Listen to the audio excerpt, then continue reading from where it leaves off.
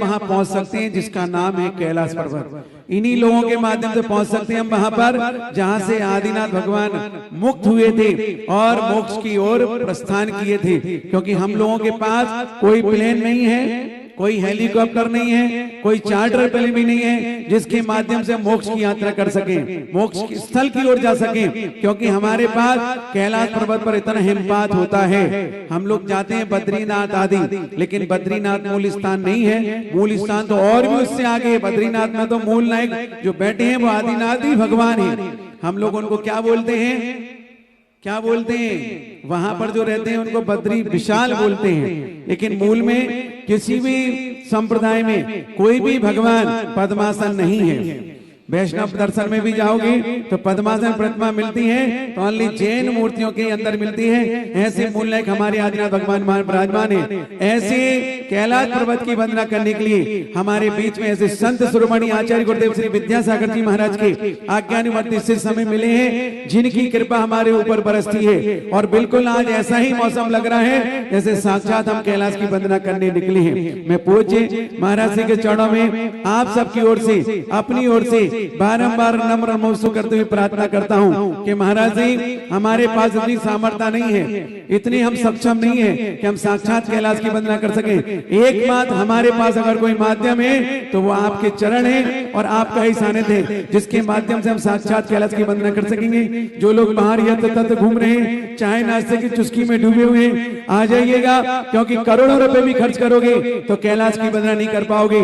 लेकिन हम फ्री में संतों के चरणों में बैठ करके वो पुण्य कमा सकते हैं जो दुनिया में कोई नहीं कमा सकता। मैं पूज्य महाराज जी के चरणों में आप सबकी ओर से, अपनी ओर से बारंबार नम्र नमस्कार करते हुए प्रार्थना करता हूं।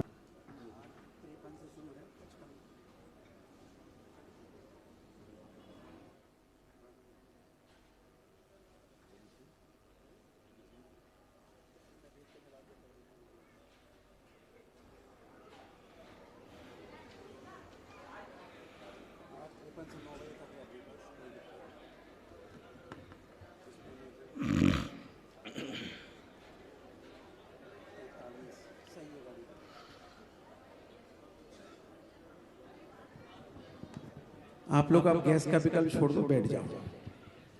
और मैं गैस से प्रार्थना करता हूं भगवान इनको सबको गैस की गर्मी दे दे।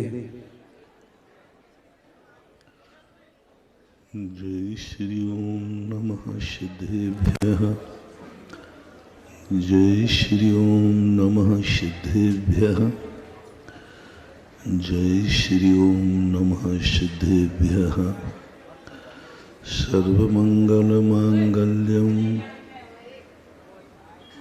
सर्वकल्याणकारकं प्रधानं सर्वधर्माणां जैनं जयतु शासनम्। पंच परमेष्टि भगवान की जय हो। आचार्य श्री गुरुवर कुंद कुंद महाराज की जय हो। आचार्य श्री गुरुवर विद्यासागर महाराज की जय हो। बोलिए परम पूज्य जगत पूज्य निर्यापक श्रवण मुनि पुंगव श्री सदासागर जी महाराज की, समस्त आचार्य संघ की।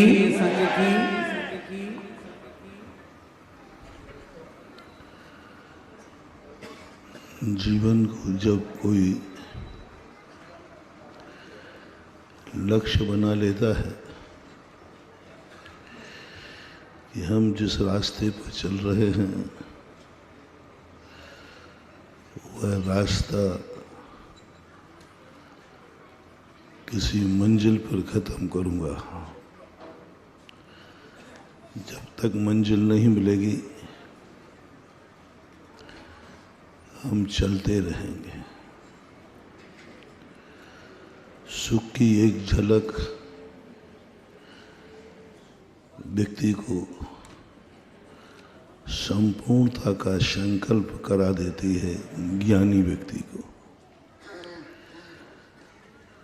व्यक्ति सुख में, थोड़े से सुख में इतना मस्त हो जाता है कि वो उसे ही अंतिम सुख मान लेता है। और ज्ञानी व्यक्ति थोड़ी सुख की झलक आते ही वो उसको छोड़कर आगे बढ़ जाता है। वो ये जानता है कि यदि हम इस छोटे के सुख को भोगने में अटक गए तो हमें संपूर्ण सुख मिलने वाला नहीं है।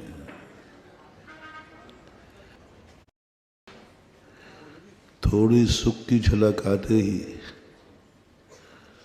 वो उसको छोड़कर आगे बढ़ जाता है। वो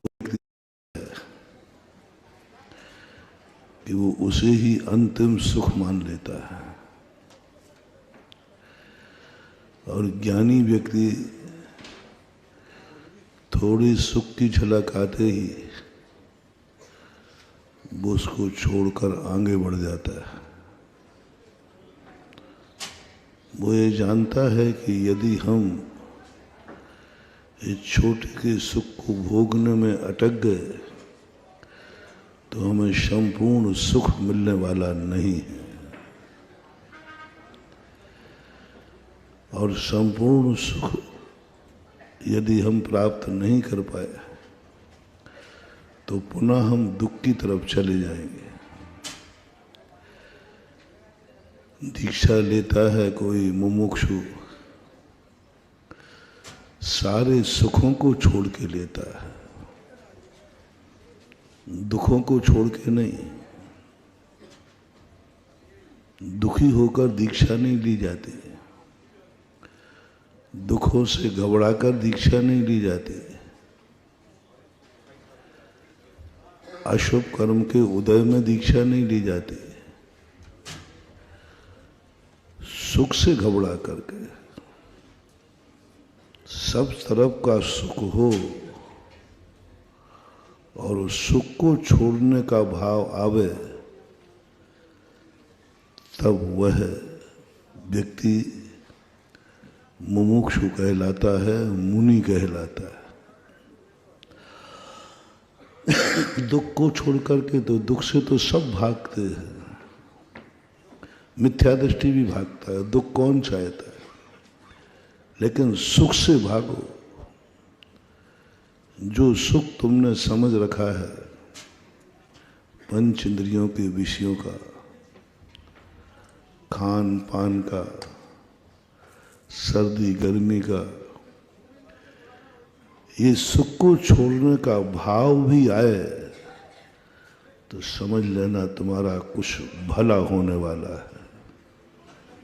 भाव भी आए,